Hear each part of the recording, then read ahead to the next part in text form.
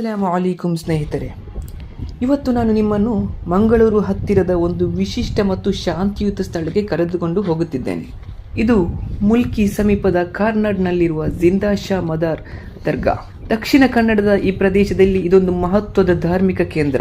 ಜಾತಿ ಮತ ಭೇದವಿಲ್ಲದೆ ಎಲ್ಲರೂ ಬಂದು ಪ್ರಾರ್ಥಿಸುವ ಒಂದು ಶಾಂತಿಧಾಮ ಇದು. ಇವರು ಕುತುಬುಲ್ ಮದಾರ್ ಜಿಂದಾ ಶಾ ಬದಿಯುದ್ದೀನ್. ಇವರ ದರ್ಗಾ ಇರುವುದು ಯುಪಿಯ ಮಕಾನ್ಪುರದಲ್ಲಿ. ಇವರ ಮುರಿದ್ ಆಗಿದ್ದಾರೆ ಕುತುಬುಲ್ ಗೋರಿ. ಇವರ ದರ್ಗಾ ಇರುವುದು ಕೋಲಾರದಲ್ಲಿ. ಇವರ ಮುರಿದಾಗಿದ್ದಾರೆ ಕಾರ್ನಾಡ್ನ ಜಿಂದಾ ಶಾ ವಲಿ. ಇನ್ನು ಯುಪಿಯಲ್ಲಿ ಅಂತ್ಯ ವಿಶ್ರಮಗೊಳ್ಳುತ್ತಿರುವ ಜಿಂದಾ ಮದಾರ್ ಶಾ ಬಾಬಾರವರ ಕುರಿತು ಹೇಳಬೇಕಾದರೆ ಇವರು ಸೂಫಿ ಸಂತರು. ಇವರು ಶತಮಾನಗಳ ಕಾಲ ಜೀವಿಸಿದ್ದರು. ಅವರ ಮುಖ್ಯ ದರ್ಗಾ ಉತ್ತರ ಪ್ರದೇಶದ ಮಕಾನ್ಪುರದಲ್ಲಿದೆ. ಇವರು 596 ವರ್ಷಗಳ ಕಾಲ ಬದುಕಿದ್ದರು. ಅದಕ್ಕಾಗಿಯೇ ಅವರನ್ನು ಜಿಂದಾ ಶಾ ಅಥವಾ ಅಜರಾಮರ ಸಂತ ಎಂದು ಕರೆಯಲಾಗುತ್ತದೆ. ಬಾಬಾರವರು ದಮ್ಮದಾರ್ ಬೇಡಾಪರ್ ಎಂಬ ಮಂತ್ರಕ್ಕೆ ಹೆಸರುವಾಸಿ. ಅಂದರೆ ಅವರ ಸ್ಮರಣೆ ಮಾಡಿದರೆ ಸಾಕು ಎಂತಹ ಕಷ್ಟದ ಕಡಲನ್ನು ದಾಟಬಹುದು. ಅವರು ಭಾರತದ ಹಲವೆಡೆ ಅವರು ಸಂಚರಿಸಿದ್ದು, ಈ ಕಾರ್ನಾಡ್ ಕೂಡ ಅವರ ಆಧ್ಯಾತ್ಮಿಕ ಶಕ್ತಿಯ ಕೇಂದ್ರವಾಗಿದೆ. ಪ್ರತಿಯೊಬ್ಬರೂ ಇಲ್ಲಿಗೆ ಬಂದು ಮನಸ್ಸಿಗೆ ನೆಮ್ಮದಿ, ಆತ್ಮಕ್ಕೆ ಶಾಂತಿಯನ್ನು ಕಂಡುಕೊಳ್ಳಬಹುದು.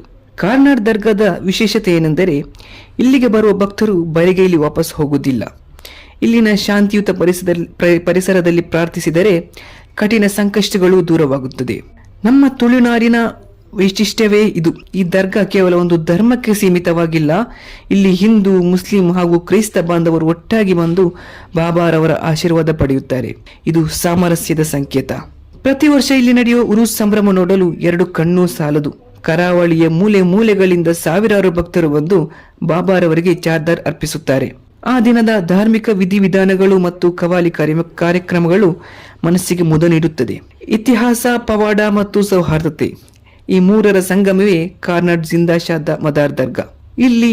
ಇಲ್ಲಿಗೆ ನೀವು ಭೇಟಿ ನೀಡಿದ್ದಲ್ಲಿ ನಿಮ್ಮ ಅನುಭವವನ್ನು ಕಮೆಂಟ್ ಮೂಲಕ ಹಂಚಿಕೊಳ್ಳಿ. ಅಸ್ಸಲಾಮು ಅಲೈಕುಂ ವರಹಮತುಲ್ಲಾಹ್.